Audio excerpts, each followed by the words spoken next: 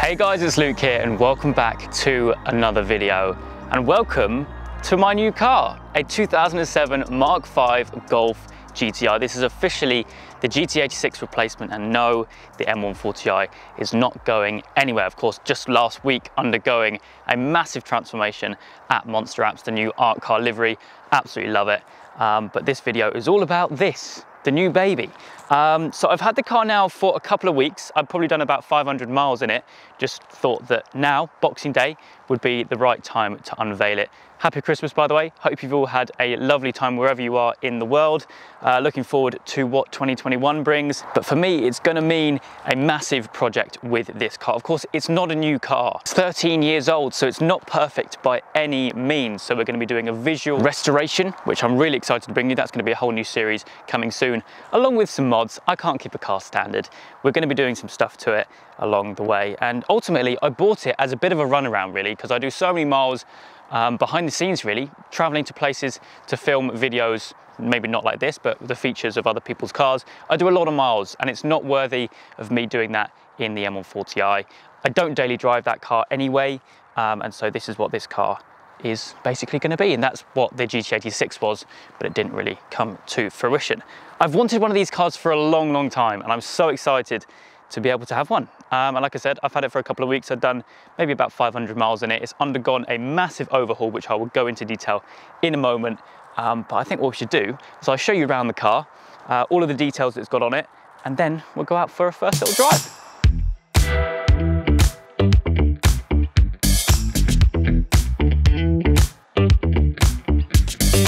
So here it is then, my new Mark 5 GTI, of course, finished in gloss black. We have the 18-inch diamond cut Monza alloys, which just before I bought it, did undergo a nice little refurb. So we've got the diamond cut finish on the fascias and also light grey inside and barrels. Got the red calipers behind that, and yeah, that is it. We've got the full leather interior. There is a few little details which I do need to go through and explain and kind of justify.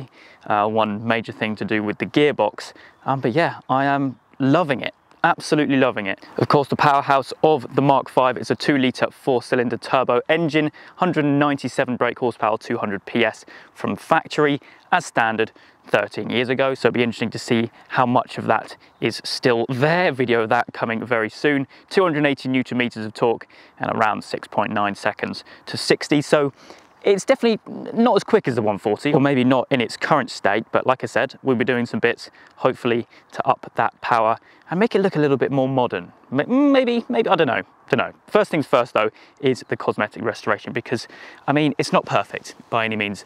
This is all faded in the UV light. The headlights, common issue, they kind of do go a little bit cloudy, although these aren't really that bad compared to most. We've got a few little scrapes, scratches, swirl marks, which you'd expect. It's basically never really been detailed in its life, kind of just been washed and maintained at a local hand car wash. So for me, there is a lot of scratches on it. I like to keep my cars pristine, so we'll be doing something about that very soon. Another thing I want to change is the tyres, because literally on every single corner it has a different manufacturer of tyre. I'm going to get some Michelins on there as soon as possible, maybe burn through these a little bit. Of course, these are front wheel drive, so the front tyres will obviously wear a little bit quicker. The one on the near side is actually not quite on the bars, but does need replacing soon. Like I said, full leather interior. It's a 3-door. First time actually owning a 3-door hatchback. I tend to go for the 5 doors, really, not for any particular reason, just the right car really comes up. But I've been looking for one of these for an awfully long time. You may have seen some of my rants on Instagram about just how useless some used car sales places are, almost getting funny at you for asking questions about the car you're interested in. So it's taken a good 5 or 6 months to find a decent car. Some of you who know, to be honest, most of the Mark 5s are a bit of a dog. And I did look at some which did actually end up being just that. But this one seemed okay. It had a few little bits which definitely needed doing, which is the reason for the overhaul, which I'll go through in more detail in a moment. But I'm really happy with it, really, really happy. I wanted a darker color because of the cosmetic restoration I wanted to do. If I get my phone out now, out of my pocket, I can show you some of the scratches and swirl marks. It's not awful, but definitely does need doing. Some pretty heavy scratches here and there as well. But all in all, it's a pretty tidy car. It's done 90,000 miles. It was a London car, so in the last kind of 10 years or so with the previous owner, it didn't really do many miles, but it did a lot of driving hours, if that makes sense. I am the 6th owner, which to be honest is a little bit more than what I was hoping for. However, I was just getting too picky with finding one of these. I mean, you find a one owner car, but it's one which has been smashed or it's just really not tidy. The wheel arches are all rusty, which is another common issue. This car is actually okay. It's obviously been done in the past. But yeah, let me show you the interior, because that is definitely going to be the talking point of this video. So, every time I film with a Golf GTI, I always mention how they suit the manual. The Golf Rs suit the DSG, but if I were to have a GTI, I'd have a manual. So why, Luke, have you bought a DSG Golf GTI? Yes, I know, I really wanted a manual, but after literally spending 6 months trying to find a car as decent as this, I thought, you know what, let's just buy a DSG, just do it, just get it over and done with, because I'd rather buy a decent car with a DSG rather than a manual one, which is a dog. So yes, I'd love to do a manual swap, that would be cool, but definitely involving a lot of money and a lot of time and effort. But yeah, this is the inside. Like I said, full leather. There's a bit of a weird thing on the passenger seat, which I'll get into when we start the cosmetic restoration series. Got an upgraded radio, which is quite cool. I've got an aux lead in the glove box, so I can connect my phone. Heated seats, so my other half, Chloe, is happy. Because of course I deactivated the ones in the 140 by putting the bucket seats on. Steering wheel is original, flat bottoms. It's actually quite nice and thin here around the hand grip, so it's quite chunky elsewhere, but here where you hold it at 9 and 3, it's quite nice. We've got the perforated leather. I do want to do something about that. It's really shiny, so obviously really grimy. We've got some analog dials, which is a nice change. Like I said, 90,000 miles on the clock, 90,297 so far. In fact, I actually clocked over 90,000 miles on my way home from buying the car. So yeah, the bolsters are actually in pretty good condition, because again, most of the ones I was looking at were awful, torn and ripped, or just had a really dodgy repair. These are okay, and yeah, overall I'm really happy with it. Maybe not so much about the DSG, because I know the amount of abuse I'm going to get, because literally every time I film with the GTR, I'm like, oh, it just needs a manual, it needs a manual. So yeah, that's typical of me, but yeah, here it is. I'm really excited, really, really excited. So I think what we'll do, we'll fire it up, go for a little drive, and I can explain about some of the work, or all of the work, which happened with this overhaul, because I spent like 850 quid on this thing, getting it roadworthy, shall we say. So yeah, let's fire it into life and go for a little drive.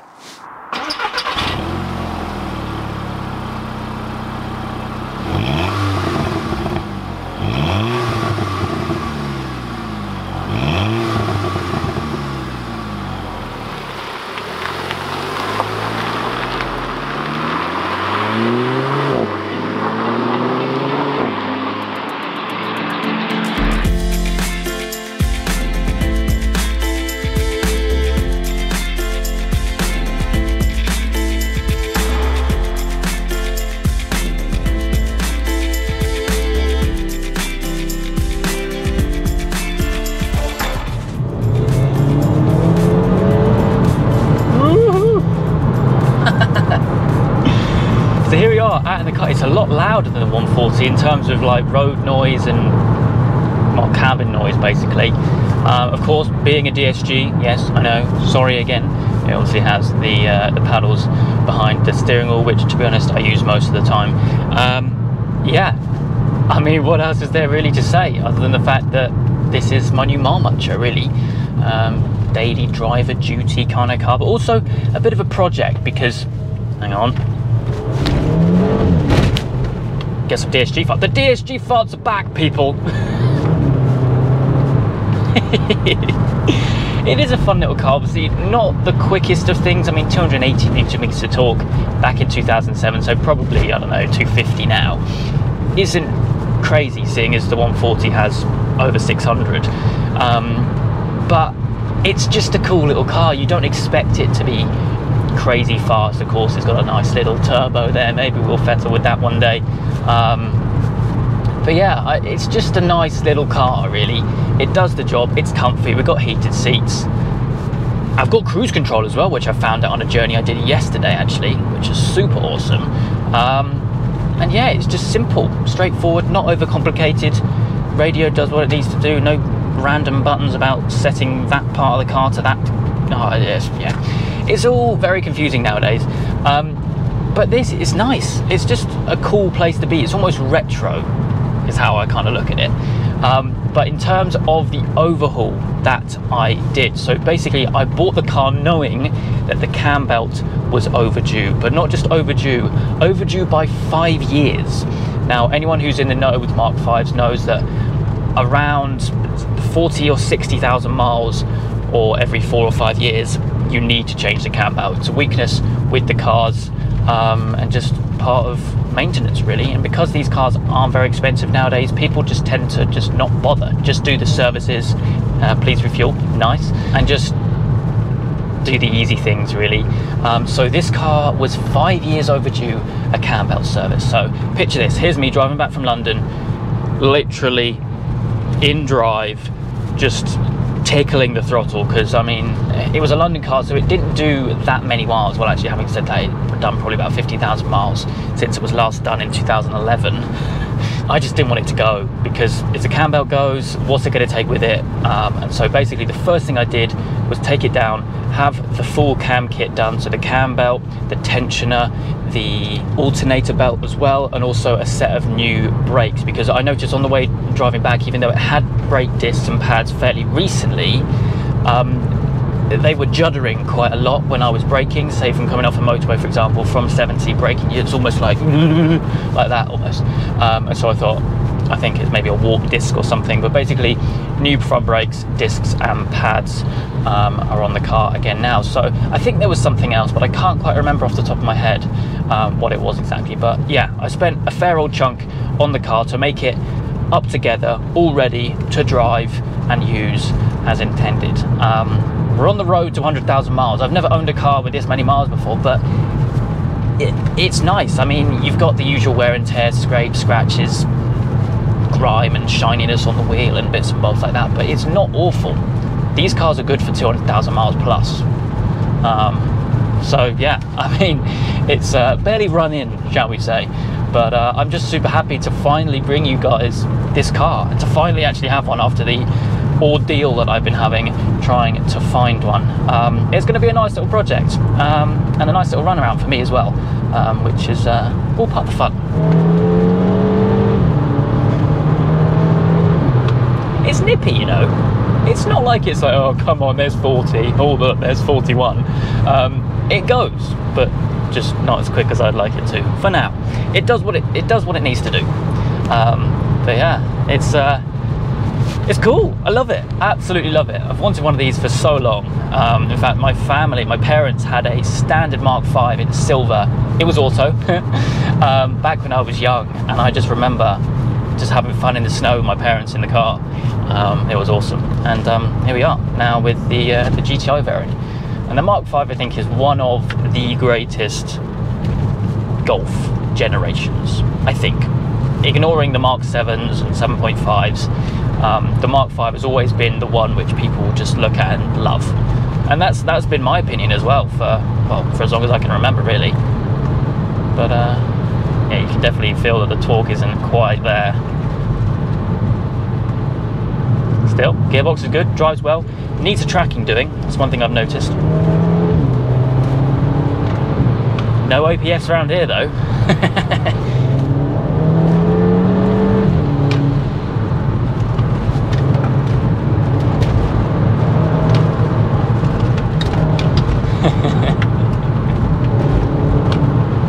It's that kind of car where you can use all the power all the time.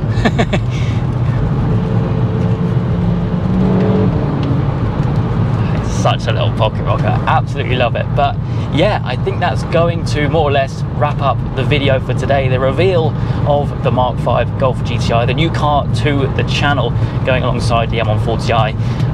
Yeah, I'm really excited to get this whole project underway with the cosmetic restoration, the modifications, and just the miles, just to get some miles under my belt with this thing, get it on its way to 100,000 miles and more.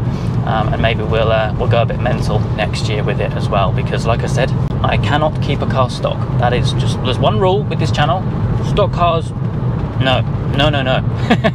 So yeah, I hope you guys are fans of the car, if you like it or not. Like I said, I hope you guys have had a great Christmas and are gonna have a nice new year at home with your families if you can. And yeah, as soon as the new year arrives, then things will be going on with this, as well as the 140, of course. But that's going to wrap things up from me today. I hope you guys have enjoyed. If you have, please make sure you leave a like and make sure you're subscribed for all the adventures still to come.